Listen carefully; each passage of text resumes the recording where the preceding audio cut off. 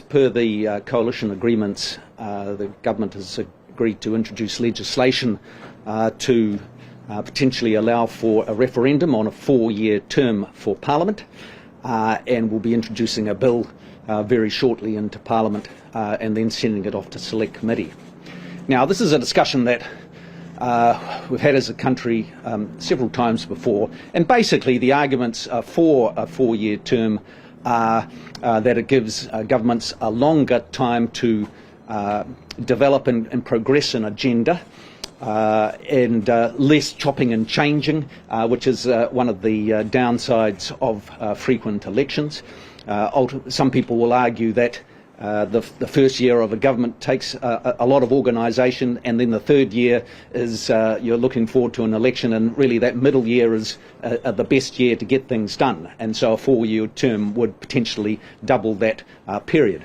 The arguments against it have always consistently been that New Zealand doesn't have an upper house, doesn't have a Supreme Court that strikes down legislation, and so a more regular election is justified on that basis. And, you know, both of those arguments are quite good, and so we're very keen for a Select Committee process to work its way through that. Also, part of the coalition agreement was that we would introduce a bill drafted by the ACT Party, and so what that does is effectively say that a Parliament or a government can have a 4-year term, but in order to do that it has to arrange the select committees in a different way, which makes it stronger for the opposition to hold the government into account. So that is, in effect, trying to deal with that argument around the checks and balances in our system. So the legislation as introduced will have that, which is to say you can have a 3-year term, or if Parliament introduces changes to the select committees, it can be extended to 4 years. And that's something we can consider during the select committee process. No government decisions have been made yet as to whether the bill will actually progress past the select committee and move on to a referendum, but we'll be looking to make decisions on that certainly before the end of this year, so that if there was to be a referendum, that could be organised. Happy to answer any questions.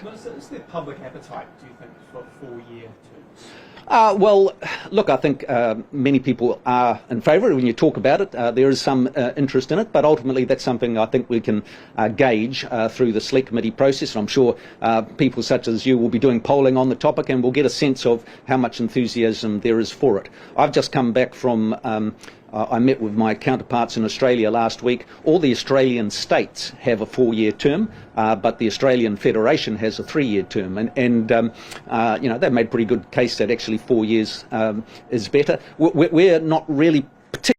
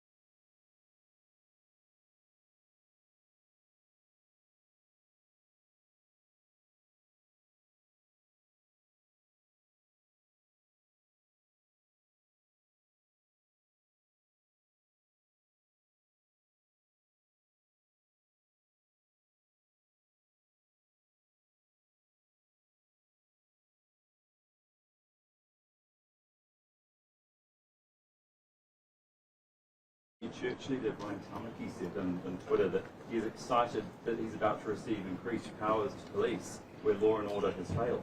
Well, look, I mean, if the judge of any government proposal is whether Brian Tamaki agrees with it or not. I think that's a very low bar, and so I'm not particularly interested in his views on this. Minister, what does National make of the Act Bill that's currently drafted? What's your perspective on it, and would you prefer to just have a referendum straight on a 3-year, 4-year term without the complication of the Select Committee caveat? Yes, look, I think that's something that we'd be very much open to, and so one of the things that the Select Committee will be looking at is this arrangement where it's not exactly clear whether you're going to have a 3-year term or a 4-year term. It depends on what the Parliament does, whether that's suitable. It may well be that a much simpler arrangement is just to have a choice simply between a 3 and a 4-year term. And so we're very much open to that, and that may be what comes out of the Select Committee. You haven't committed to supporting it beyond Select Committee. What's to say this won't just end up being another waste of time and money, as your critics have said of the Treaty Principles Bill, which you're also not supporting past Select Committee? I think, look, this is an issue that has bubbled away for many years, and people have consistently raised the challenges of the changes of direction when new governments come in. And yep, as you know, look across the Tasman, as I say, all the states have gone to a 4-year term. I think it's a reasonable question to ask, but as a government we're going to have to decide after the Select Committee process, do we think there is sufficient interest in it in order to progress a referendum? And like I say, we haven't made that decision yet, but we absolutely think it's worth having the discussion. Would you be more or less likely to support it after Select Committee with or without that Act Party caveat of Select Committee? Well, look, I'm not going to make a judgment on that yet. I think that is the purpose of the Select Committee, so we can hear the arguments laid out and see whether there is real enthusiasm for a change, and if there is, whether it should be in the way that's been designed in the bill, or whether a simpler, just binary choice between 3 or 4 years. Minister, can you explain, just in the press release it says a standard term of Parliament will remain at 3 years, but with the ability to extend the maximum term of Parliament to 4 years. What does that mean? Sorry, I don't quite understand. Well, like I say, in the draft, in the bill that will be introduced, which is based on the Act proposal, it would say that the term would continue to be 3 years unless Parliament agreed to change the rules around select committees to give greater weight in those select committees to opposition parties. And it goes back to the most frequent opposition to 4-year terms has been the fact that New Zealand doesn't have an upper house and has relatively few checks and balances. And so the proposal is, if you go to a 4-year term, change the select committee rules. At the moment, the government tends to control most of the select committees, has the numbers on the select committees, and the proposal is to change that so that the opposition has control of the select committees and is in a more powerful position to hold the government of the day to account through that select committee process. So you're saying that it could stay at 3 years if you didn't choose to do that select committee process? That's right. Okay. Just to go, sorry. Minister, I was just wondering, just on that, like, if it was to go through the Select Committee and they said okay, does that mean in 2026 we could get that put to vote like we had in 2020 with things like euthanasia and marijuana? Yes, if the legislation is passed, and like I say, we haven't made a final decision to pass it, but if it was passed before the end of this year, we could have a referendum at the 2026 election. And if the referendum passed and we moved to a 4-year term, it would take effect from the following election. And do you believe that other parties have similar consensus that it should go to 4 years? Look, there'll be a range of views across Parliament, and so that's what we'll gauge during the Select Committee process. Just to go back to citizens' arrests and the idea of reasonable force, the Police Association has said this morning that even police sometimes get that idea of reasonable force wrong. So how can we be sure that retailers and the public will know what reasonable force actually is? Well, look, there are current rules in place already. They're very restricted and it can only happen at night. And so the idea of reasonable force is something that has been considered by the courts many times. And so ultimately, look, there are plenty of people who object to any of those changes. They argue for the status quo. And the only point I'd make to them is, well, you know, we're not contented with the status quo. We're not contented with the amount of violence that we have in the retail space and the level of retail crime, and so we're looking for suggestions and for answers. And I welcome the debate that is had about this, and it's a robust proposal, and people are fully entitled to have their views, and then we'll send this off to a select committee and we'll talk about that and come up with a sensible suggestion if there's going to be any changes. But our view is that we've got to do something different if we're going to have different outcomes in the retail crime space. Are the public aware of what reasonable force means? I think the average person can figure out that holding somebody, stopping them from carrying away stolen goods is a reasonable force, and everybody has to deal with the situation that they face on their circumstances. Holding somebody, hurting somebody? Is that No, you're not out there to hurt people.